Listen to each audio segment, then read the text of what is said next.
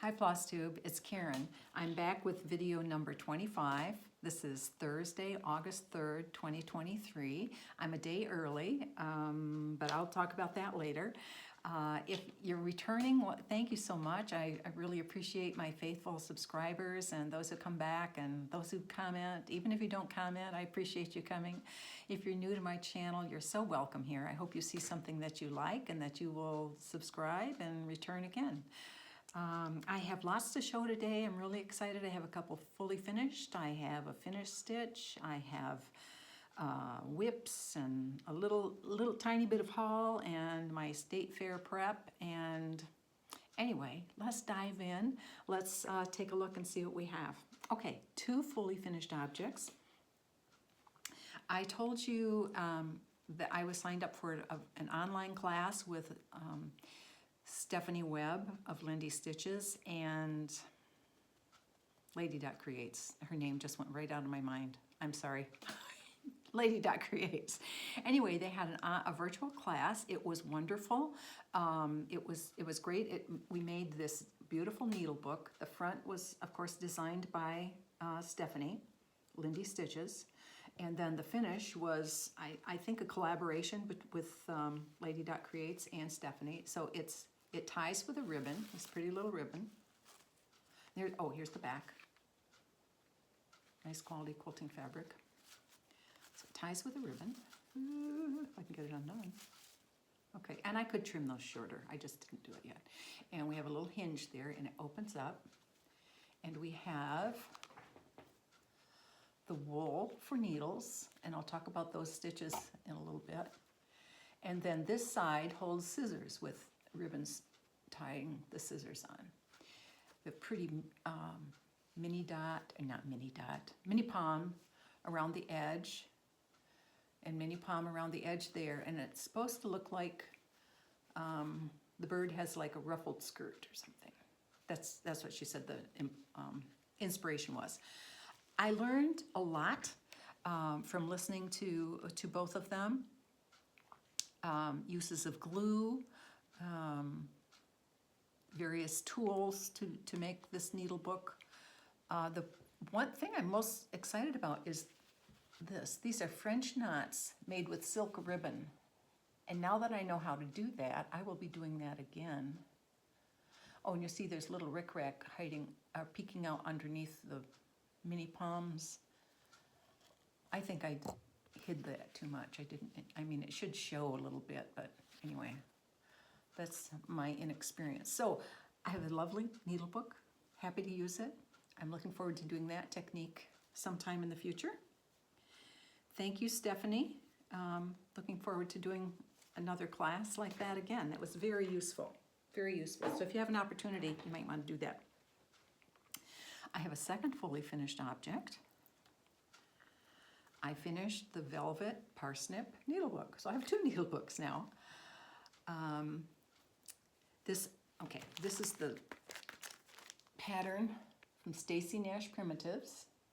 This came out at Market. It is so, so cute. Now, I did not distress oops, sorry, I have to get rid of that. I did not distress the outside of my velvet because I was afraid I would ruin it. Her directions said take scissors and distress the velvet, but be careful not to poke a hole in it. Well, that's just what I would do. So I didn't do that.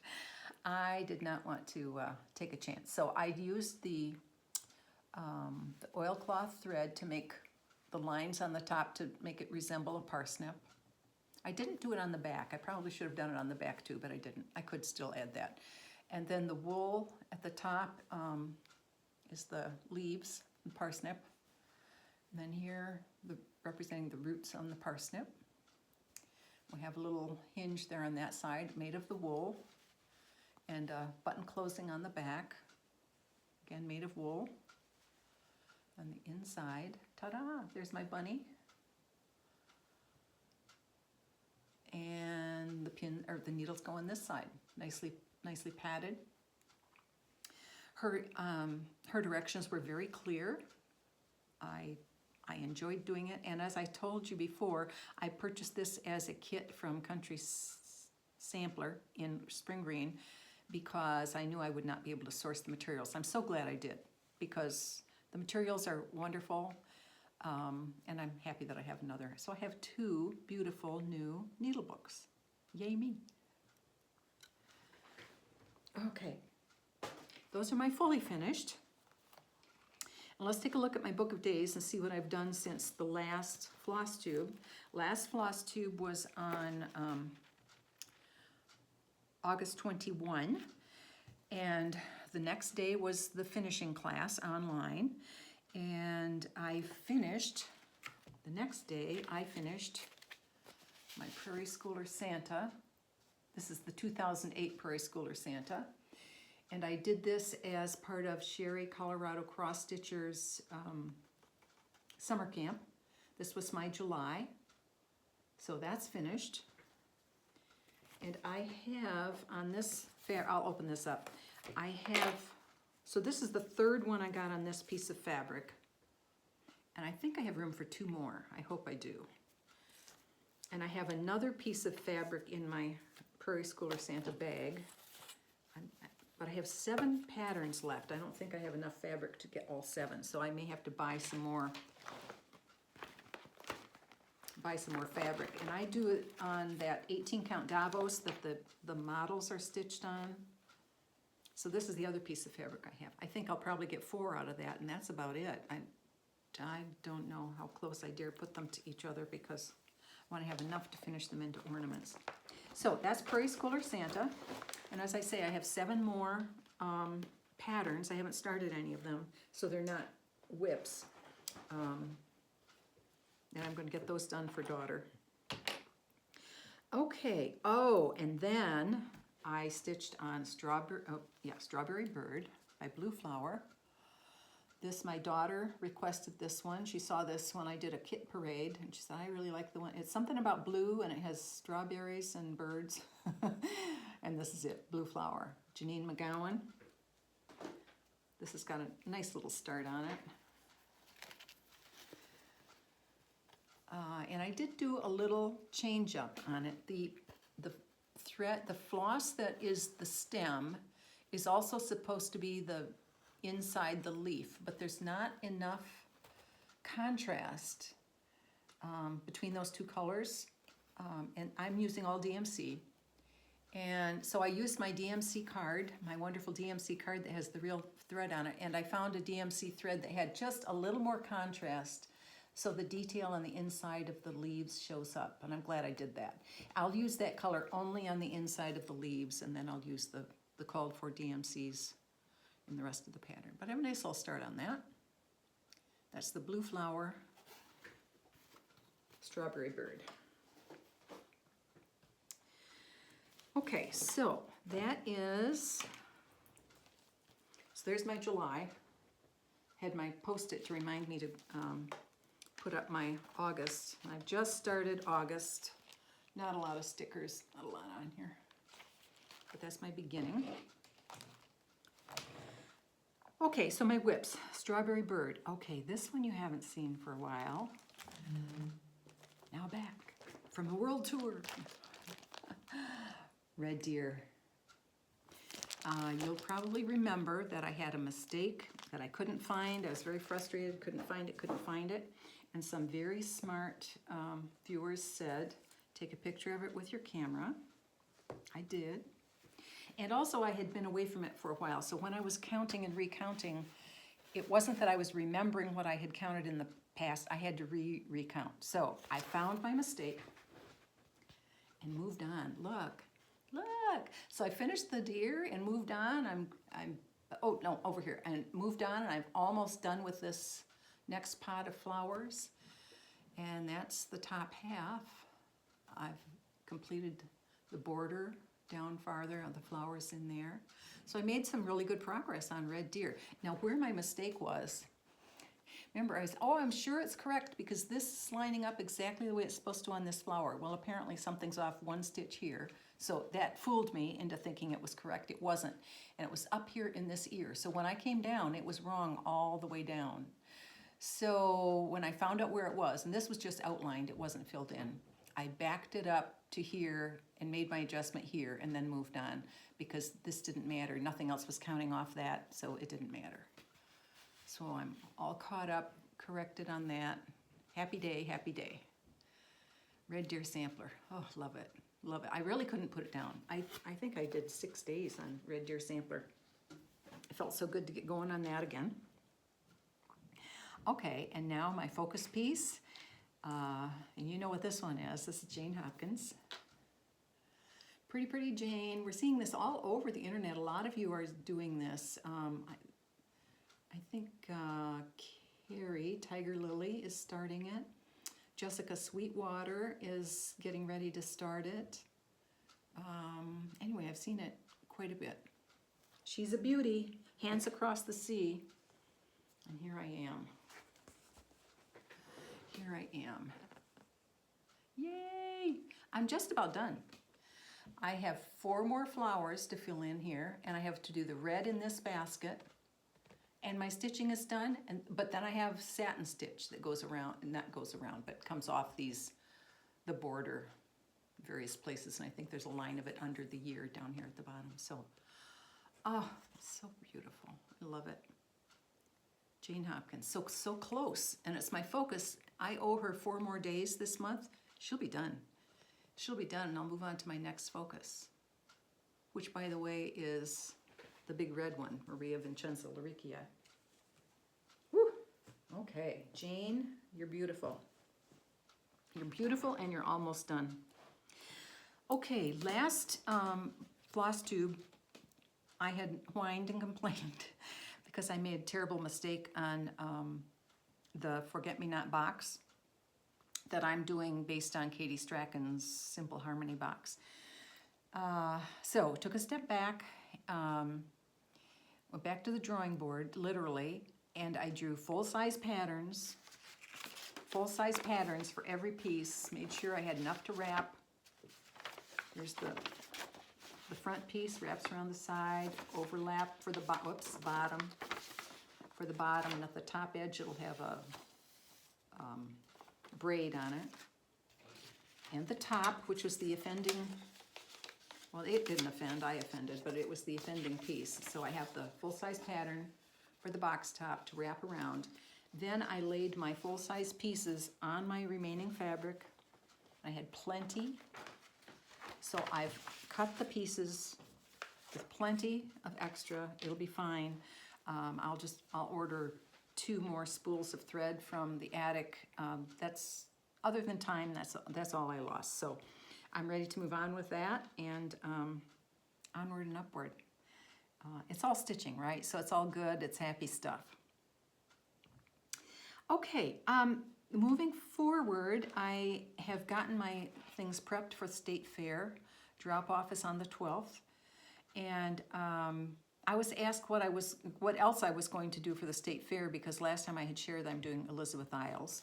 So I thought, okay, I'll share what I decided to do for the State Fair. I'm doing 2 quilts, and you've seen the quilts. Underwater Rhapsody was on display in video number 2, the one with all the fish.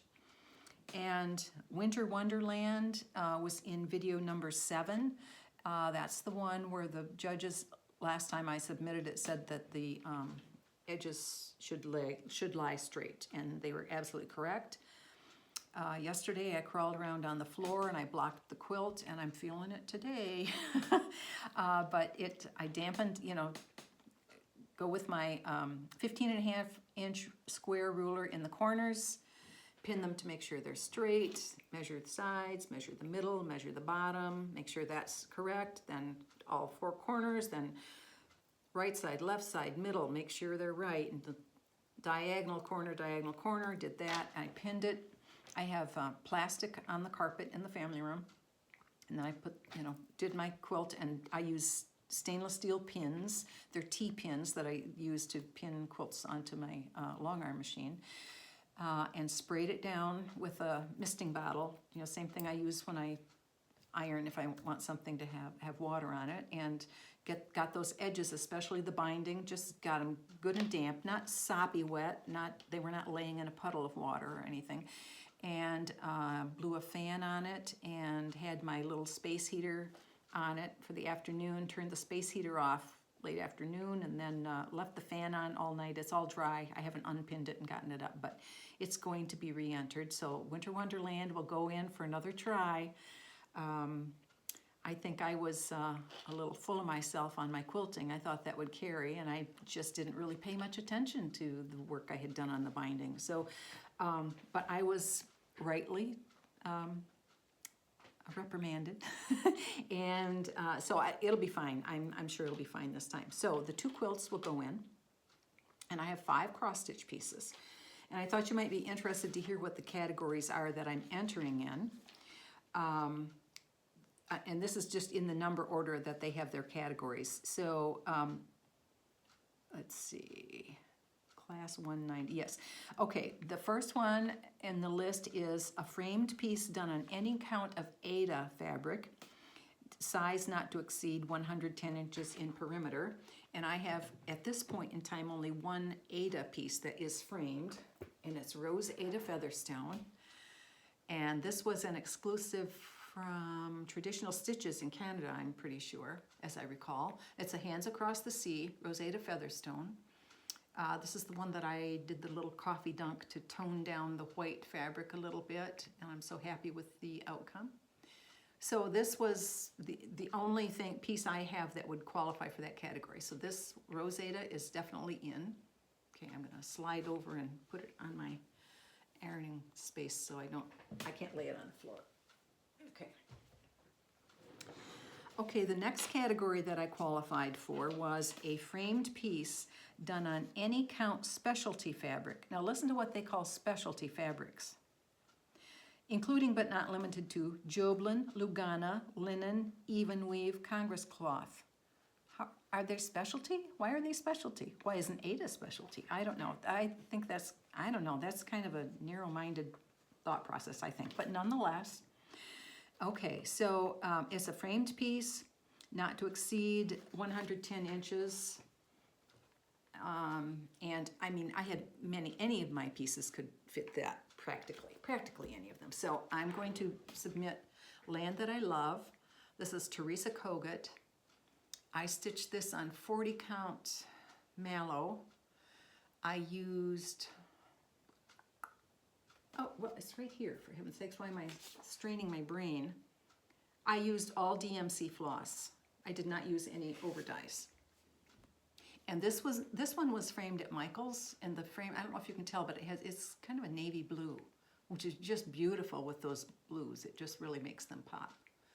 So I'm happy with that one. So that's cross-stitch item number 2, Teresa Kogut.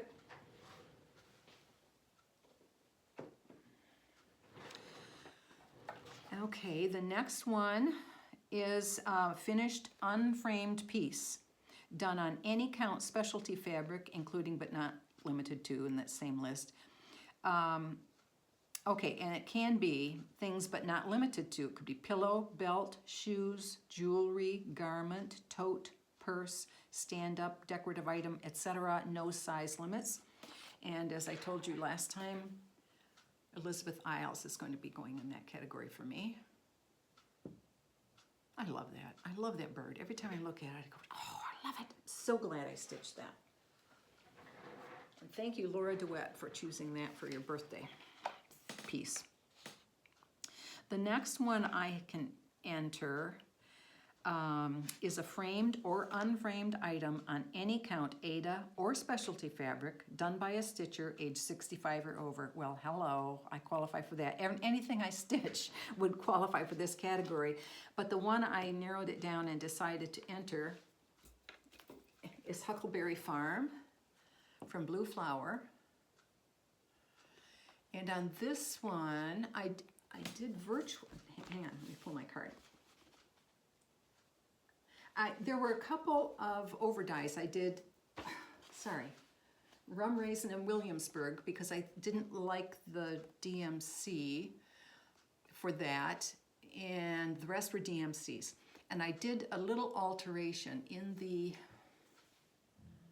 alphabet. No, this is not the one I did that. Oh, I see. Okay. I just did my initials and year down here in a light, very light floss. I put my initials and the year. So that I didn't change anything. So Huckleberry Farm, Blue Flower, and that's entered because I'm over 65, yay me. And as I say, I could have jumbled these around and, you know, different ones could have entered different categories. They have a category for sampler this time. It's a framed sampler, any count of Aida or specialty fabric, not to exceed 110 inches in perimeter. And I was really questioning because I think almost all of my pieces are samplers. Depends on what the judge's definition of sampler is. Is their definition is that if it doesn't have an alphabet, it's not a sampler?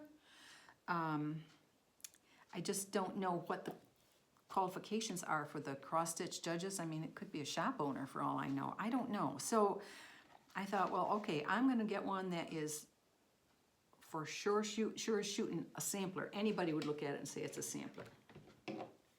So Helene Schnorr, JBW Designs. It's in her collections too, I believe. And it's a faithful reproduction. It's stitched on 36 count linen, and I do not have a name for it. I think it's something I had in my stash, and her pattern called for 36, so I pulled it, and I thought it looked really nice with the floss. This is a DMC 3328 because she said it most closely resembled the actual antique, and that's what I wanted to really reproduce that.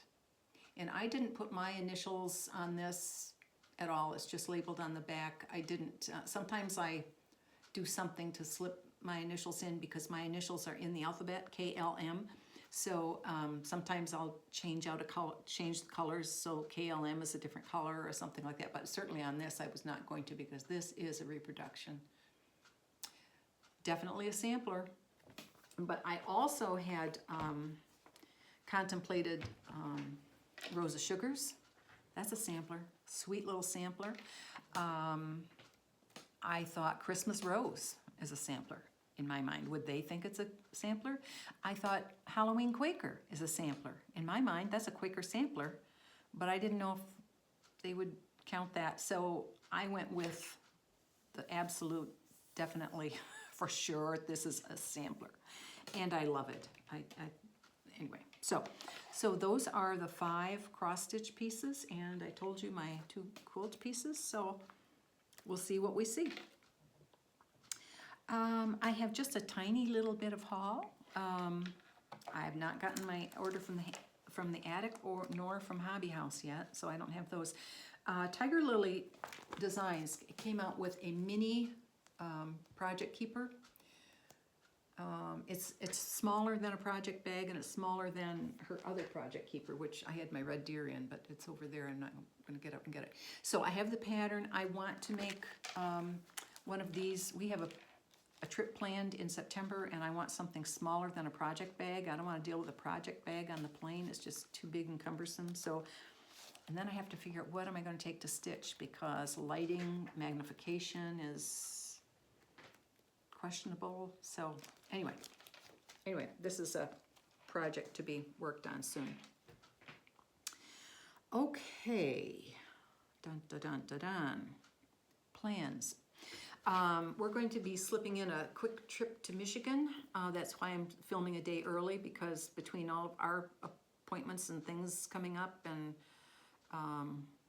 family things, I needed to do this a day early so we could slip in this trip. So we're going to go up to Michigan. And before my next Flosstube, I'll have a face-to-face stitching meetup with Central Kentucky Stitchers. We meet at Scott County Library in Georgetown, Kentucky. The State Fair drop-off will be on the 12th. I will have another online evening stitch meeting with my StitchCon friends. And my next Flosstube will be August 18th. Again, I zipped right through this. I thought this might be a longer one. Okay, so if you're here just for the cross stitch, that is it. And I will go on with the quilt. And if you're sticking around for the quilt, thanks a lot. And if not, I'll see you in a couple weeks. Thanks. Okay, awkward transition. Let me get this out of the way so I don't trip on it. And I'll get the camera. Okay, unplug.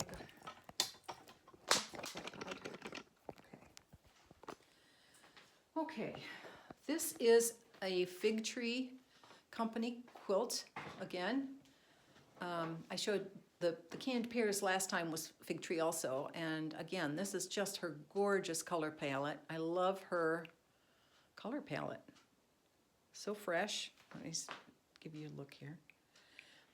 And this is a repeat of each block is the same block, different color variations. Now, I think I've discovered a mistake on my label because my label says that this quilt is called Crossroads. But when I pulled out my pattern, I noticed that the Crossroads has a pieced back. And I said, ooh, this doesn't have a pieced back. And sure enough, Crossroads is hanging in my quilt cupboard. And this is not Crossroads, but my label says Crossroads. So I made a mistake. And I don't know what it is called, and I am sorry. Maybe someone who's watching will know what this is. I haven't gone to I just discovered it before I started filming. I haven't gone to the computer to look up on Fig Tree to see what it is. And if I do that and find out what it is, I'll correct it in the show notes. Okay, let me show you the quilting on this. This was hand-driven, hand-driven long arm quilting. So each block I did the same. Let me see what one will show up really nicely. Maybe this yellow will show the quilting. Okay, so each block I did like a feathered wreath. The inside have the whirly twirly feathers, and then outside bigger feathers, oops, a fuzzy, with some fancy twirl on it. So every block is done the same. Between the blocks, the sashing has egg and dart, and I did have a curved ruler to do those curves. Each little 9 patch is done with continuous curve. So every single block is the same, quilted the same. Then there's a narrow, am I showing this? Yeah, there's a narrow sashing here that I don't even know what this is called, but I swirl one way and come back like to the back of the head, and then I go this way and swirl the other way, go back to I think that's like a head, and that's what I tell myself when I'm doing it, swirl back to the head, swirl around the other way, back to the back of the head, swirl the other way, back to the back of the head. That's what I do, and I like that for narrow, another fuzzy. I like that for narrow sashings. And this outside border is a design suggested. I had a class from Beth Ann Nemish. You may have heard of nemishing quilting. Now is this showing? Okay. So what you do is you do your curves for your feathers, and you do your feathers coming up, and then they get smaller and smaller, and then another one. So the feathers curve in and out, and then you do almost like a piano key, but it comes up to where the design is, and then it turns around. So it's longer here where the feathers are shorter. It comes, and then you just leave an equal space between the edge of the feathers and your little piano key, and it undulates the other way. So I really love that border. Like I say, that's Beth Ann Nemish. That was her idea. I love it. So this is some quilt, not really Crossroads. I did this in 2014, I think. Let me, hang on. Oops, other corner. 2018, sorry, I lied. But it definitely says Crossroads, and that is not right. So I'll look that up. So that's that quilt. That's it. So if you stayed for the look at the quilt, thank you very much. Again, I'll see you in a couple weeks. Have good stitching time, and I'll see you soon. Bye-bye.